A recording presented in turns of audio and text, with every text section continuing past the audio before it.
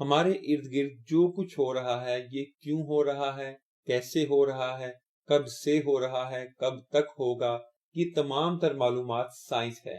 لفظ سائنس ایک لطینی زبان کے لفظ سینٹیا سے نکلا ہے جس کا مطلب ہے knowledge. So we could say that science is the name of observations, thinking and finding reasons of everything all around us. کہ ہمارے ارد گرد جو کچھ ہو رہا ہے اس سب کی وجوہات معلوم کرنا، اس پہ تجربات کرنا، اس کا مشاہدہ کرنا، یہ سب سائنس ہے۔ سائنس کی تاریخ کتنی پرانی ہے؟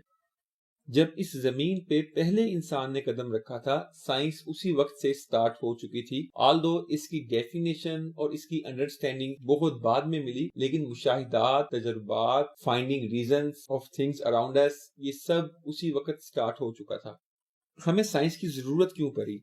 آپ نے سنا ہوگا کہ پرانے زمانوں میں آج سے ہزاروں سال پہلے جب موسم میں کچھ تبدیلی آتی تھی، سردی، گرمی، بارش، طوفان، سیلاب، زلزلہ، تو انسان ان تبدیلیوں کو دیکھ کے گھبرا جاتے تھے کیونکہ انہیں معلوم ہی نہیں تھا یہ سب کیا ہے۔ وہ یہ سمجھتے تھے کہ یہ دنیا ختم ہونے والی ہے یا وہ موت کے منہ میں جانے والے ہیں۔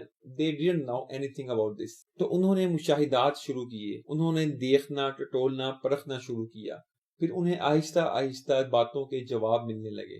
انہیں سمجھ میں آنے لگا کہ موسم کی تبدیلی کیا ہے، بارش کا برسنا کیا ہے، طوفان کا آنا کیا ہے، سیلاب کیوں آتے ہیں اور کب آتے ہیں، زلزلہ کیا ہے۔ انہیں یہ سب معلومات سمجھ میں آنے لگی اور ان معلومات کی بیسس پہ انہوں نے بہت سے پریکاشنری سٹیپس لیے جنہوں نے ان کی زندگی کو خاصا آسان بنا دیا۔ تو سائنس کے بغیر زندگی گزارنا بہت مشکل یا یوں کہہ لے کہ تقریباً ناممکن تھا۔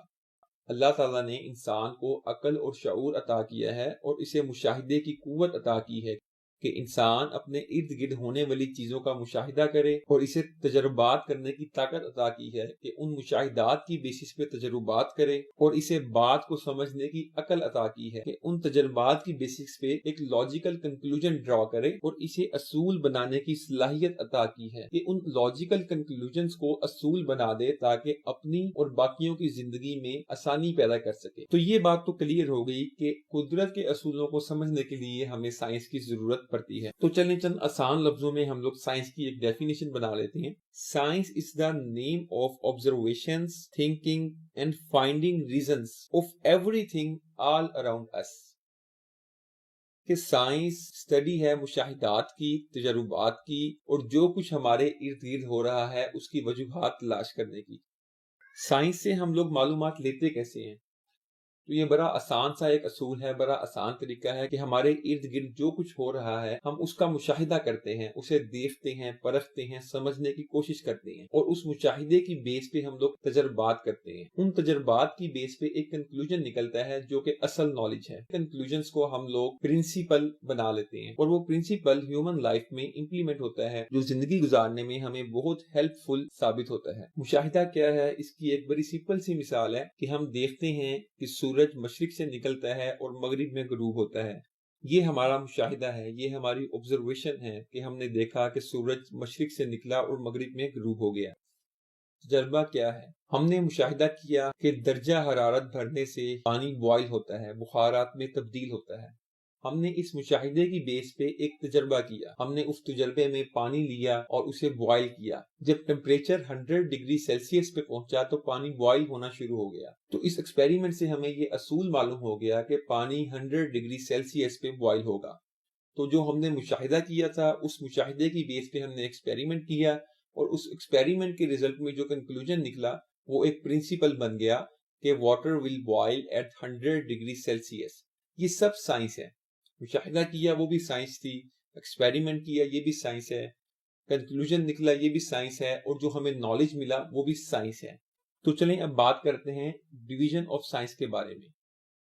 قدیم زمانوں میں سائنس ایک ہی سبجیکٹ تھا، جو بھی نالج تھی، جو بھی مشاہدات تھے، جو بھی تجربات تھے، ایک ہی سبجیکٹ میں ان کا کنکلوژن، ان کا پرنسپل بنایا جاتا تھا جسے ہم سائنس کہتے ہیں۔ پھر وقت کے ساتھ ساتھ جب انسانی آبادی بڑھتی گئی، مشاہدات اور تجربات بڑھتے چلے گئے، تو یہ سب کچھ ایک ہی جگہ پہ اکٹھا کرنا ناممکن سا ہو گیا۔ تو دیٹس وائی سائنس کو کچھ مین برانچز میں ڈیوائڈ کر دیا گیا۔ آگے ان مین برانچز کی سب برانچز ہیں تاکہ اس کی اسٹڈی اور اسے سمجھنا آسان ہو۔ سائنسدانوں نے 19ویں صدی کے سٹارٹ میں سائنس کو فردر 2 برانچز میں جاندار اور بے جان ہونے کی بنا پر ڈیوائیڈ کیا. ایک برانچ وہ جس میں جاندار چیزوں کی معلومات کو رکھا گیا اور ایک برانچ وہ جس میں بے جان چیزوں کی معلومات کو اکٹھا کیا گیا. وہ 2 برانچز ہیں the biological science and the physical science. نام سے کلیئر ہے کہ جاندار چیزوں کو بایولوجیکل سائنس میں کلاسیفائی کیا گیا اور بے جان چیزوں کو دا فزیکل سائنس میں کلاسیفائی کر دیا گیا. تو بایولوجیکل سائنس کو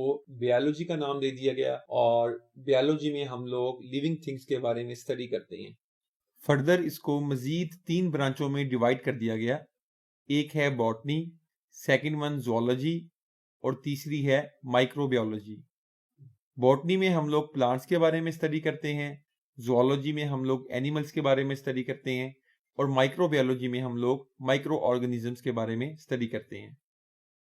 فزیکل سائنس کو مزید 5 مین برانچز میں ڈیوائیڈ کیا گیا، جن میں سے پہلی فزکس ہے، دا اسٹڈی آف میٹر، جس میں ہم لوگ میٹر کی اسٹڈی کرتے ہیں، مادہ کیا ہے اس کی اسٹڈی کرتے ہیں. سیکنڈ ہے کیمسٹری. کیمسٹری میں ہم لوگ کیمیکلز کی اسٹڈی کرتے ہیں، H and every thing about chemicals. The third one ہے میتھمیٹکس. میتھمیٹکس میں ہم لوگ کیلکولیشنز کو دیکھتے ہیں اور mathematics you can say that where there is numbers there is mathematics. Fourth one ہے جیولوجی. جیولوجی میں ہم لوگ پلانٹ ارتھ کے بارے میں اسٹڈی کرتے ہیں، اس کا اسٹرکچر، اس کا مٹیریل اور اس کے processes. And the fifth one ہے ایسٹرونومی. ایسٹرونومی میں ہم لوگ سن، مون، سٹارز، پلانٹس، گلیکسیز